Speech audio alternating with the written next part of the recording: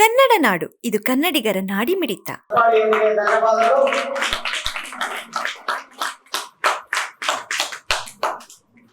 ಇದೀಗ ಈ ಒತ್ತಿಗೆಯ ಬಿಡುಗಡೆ ಕಾರ್ಯಕ್ರಮ ಒಲವು ಮೂಡಿದಾಗ ಇರುವ ಕವನ ಸಂಕಲನ ಲೋಕಾರ್ಪಣೆ.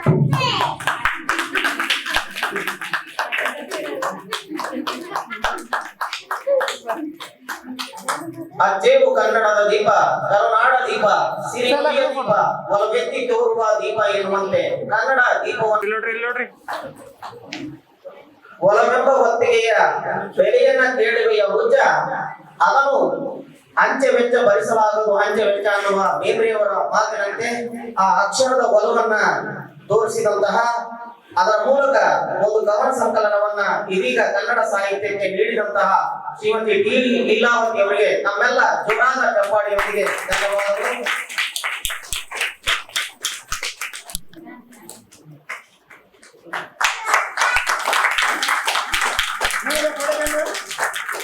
ಹಸಿರು ಸಮೃದ್ಧತೆಯ ಸಂಕೇತ. ಅದೇ ರೀತಿ ಆ ಅಕ್ಷರದ ಹಸಿರು ನಮ್ಮ ಮುಂದಿನ ದಿನಮಾನಗಳಲ್ಲಿ ಕನ್ನಡ ಸಾರಸ್ವತ ಲೋಕಕ್ಕೆ ಸಾರಿ ಎನ್ನುವ ಆಶಯವನ್ನ ವ್ಯಕ್ತಪಡಿಸಿ ಲೋಕಾರ್ಪಣೆ ಮಾಡಿದಂತಹ ಡಾಕ್ಟರ್ ಶಾಂತಲಾ ಮೇಡಮ್ ಅವರಿಗೆ ಮತ್ತು ಎಲ್ಲ ಗಣ್ಯರಿಗೆ ಧನ್ಯವಾದಗಳು. ಇದೀಗ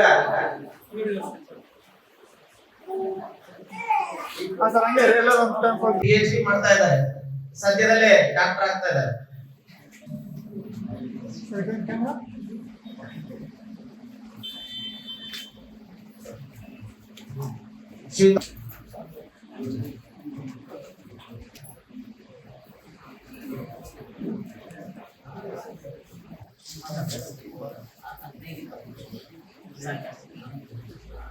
ಶ್ರೀಯುತ ನಾಗರಾಜ್ ಸರ್ ಕನ್ನಡ ಮತ್ತು